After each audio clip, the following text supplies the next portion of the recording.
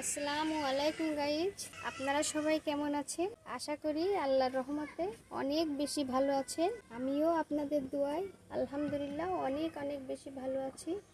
তো প্রতিবারের মতো এবারও একটি নতুন ভিডিও নিয়ে আপনাদের মাঝে হাজির হয়েছি। প্রথমে আমি একটি কড়াই চুলার উপরে বসিয়ে দিয়েছি। কড়াইতে রান্নার জন্য সয়াবিন তেল দিয়ে দিব।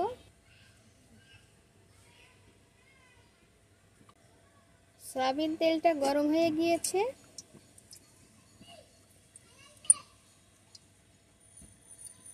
তো আজকের ভিডিওতে থাকছে ওল দিয়ে ইলিশ মাছ রান্না করব, সঙ্গে শস্য বাটা থাকবে। তো প্রথমে আমি কড়াইতে এখানে আছে পেঁয়াজ রসুন বাটা দিয়ে দিব কয়েকটা কাঁচা ঝাল। এবার সবগুলো উপকরণ আমি একসঙ্গে মিশিয়ে নিব।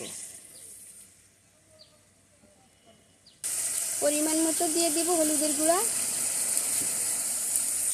জিরা গুঁড়া, স্বাদ মতো দিয়ে দিব লবণ। মশলাগুলো ভালো করে আমি কষিয়ে নেব।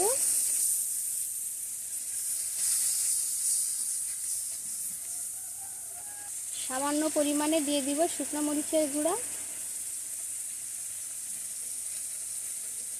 শুকনো মরিচের গুঁড়োটা শুধু রং আসার জন্য দিয়ে দিলাম। ভালো করে নেড়ে চেড়ে কষিয়ে নেব।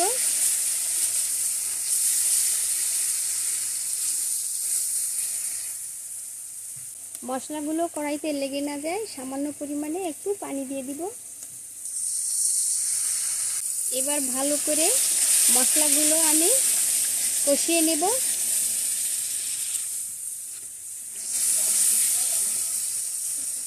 মশলা থেকে যতক্ষণ কাঁচা ফ্লেভার বেরোবে ততক্ষণ আমি মশলাগুলো ভালো করে কষিয়ে নেব।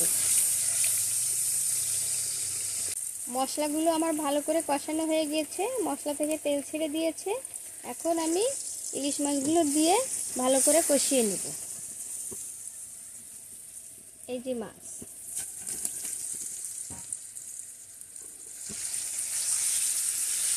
ভালো করে নেড়ে চেড়ে এপাশ ওপাশ করে মশলার সঙ্গে মাছগুলো কষিয়ে নেব। মাছগুলো আমার ভালো করে কষানো হয়ে গিয়েছে, এখন নামিয়ে নেব। এই যে দেখুন গাইস,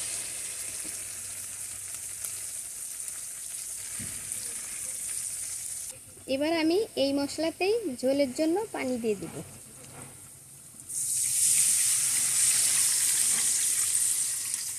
আমি একটু ঝোল রাখবো, এই জন্য ঝোলের জন্য একটু বেশি করে পানি দিয়ে দিলাম। ঝোল ফুটে ওঠা পর্যন্ত আমি ঢাকনা দিয়ে ঢেকে দিব। তো গাইস, ঢাকনাটা আমি এখন নামিয়ে নেব। ঝোলটা ফুটে উঠেছে। এখন এই গরম ঝোলেই আমি ওলগুলো দিয়ে দিব।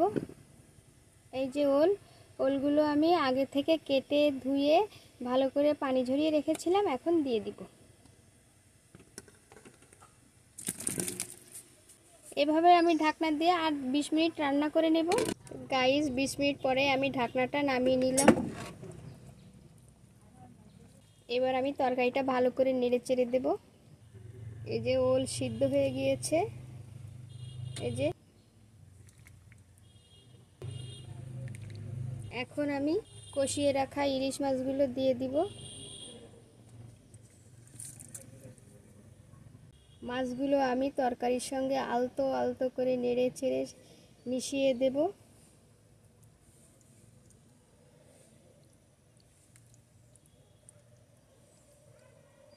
সবশেষে আমি এর সঙ্গে সরিষা বাটা দিয়ে দেব।